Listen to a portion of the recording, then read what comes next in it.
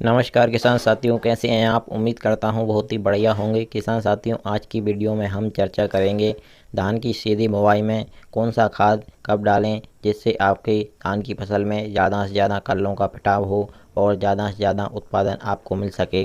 वैसे तो किसान भाइयों, किसी एक खाद से आपको धान की फसल से या किसी भी फसल से ज़्यादा उत्पादन नहीं मिल सकता है। इसके लिए हमें हमारे पूरी फसल के जीवन चक्र में सही समय पर सही खाद और उर्वरक समय समय पर देना ज़रूरी होता है। सही कीटनाशक और सही देख रेख करना होता है, तभी हमको किसी भी फसल से अच्छा और पूरा उत्पादन मिलता है। तो किसान साथियों, अगर हम आपको यह खाद और शेड्यूल बताने वाले हैं, इस प्रकार से अगर आप अपनी धान की फसल में खादों का प्रयोग करेंगे और लगातार हमारी वीडियो देखते रहेंगे, सही समय पर सही जानकारी हम आपको देते रहेंगे, तो आपका निश्चित ही 1 एकड़ में 30 कुंटल उत्पादन धान की सीधे बुवाई से आप आसानी से ले सकते हैं। तो किसान साथियों, इसके लिए आप हमारे चैनल को सब्सक्राइब जरूर करिएगा।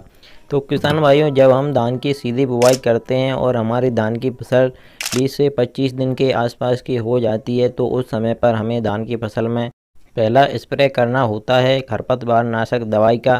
किसान साथियों, धान की फसल में खरपतवार बिल्कुल नहीं होने चाहिए, तभी हमारी धान की फसल अच्छे से ग्रोथ और फुटाव करेगी।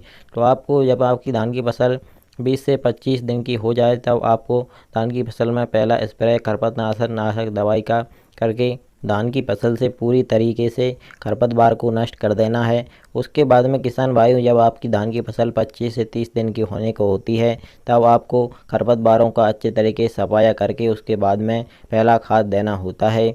और पहली खाद में किसान साथियों, आपको 50 किलो यूरिया लेना होता है और 50 किलो डीएपी लेना होता है। किसान साथियों, यह मात्रा जो हम आपको बता रहे हैं, यह आपको 1 एकड़ की बता रहे हैं। 1 एकड़ में आपका इतना खाद लगेगा।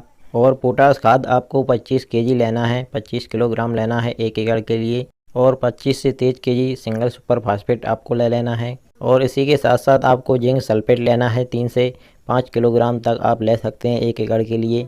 और इसी में किसान साथियों, आपको एक फंगीसाइड ऐड जरूर करना है। फंगीसाइड की मात्रा की बात करें तो आप 250 से 500 ग्राम 1 एकड़ के लिए मिक्स कर सकते हैं इसी में। और फंगीसाइड आप किसी भी कंपनी, अच्छी कंपनी का अपने हिसाब से, आपके एरिया के हिसाब से जो भी आपको मिले आप वो ले सकते हैं।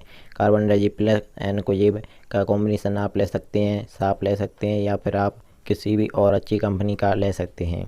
और इन सबको अच्छी तरीके से मिला करके किसान साथियों, आप पहली खाद अपनी धान की फसल को दे सकते हैं।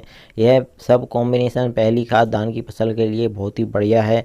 और इसके बाद में आपको किसी भी खाद की ज़रूरत नहीं पड़ने वाली है अपनी धान की फसल में। इसके बाद में केवल आपको यूरिया की ज़रूरत पड़ेगी।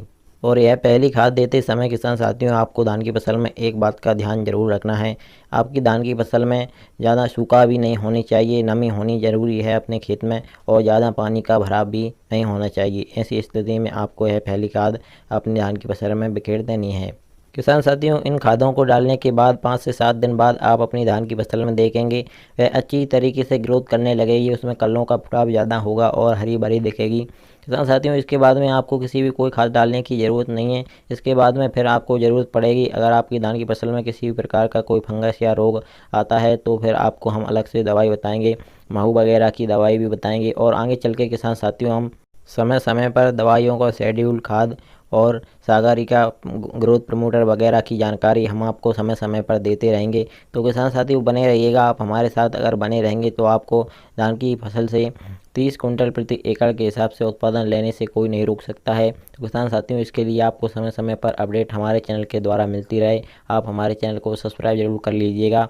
और पास में दी हुई बेल आइकन को भी ऑल पर प्रेस कर दीजिएगा, जिससे हम जो भी वीडियो डालें तुरंत आपके पास उसका नोटिफिकेशन जाए और आप वह जानकारी प्राप्त कर सकें। चलिए किसान साथियों, इस वीडियो में इतना ही। फिर मिलते हैं इसी प्रकार की अगली वीडियो में।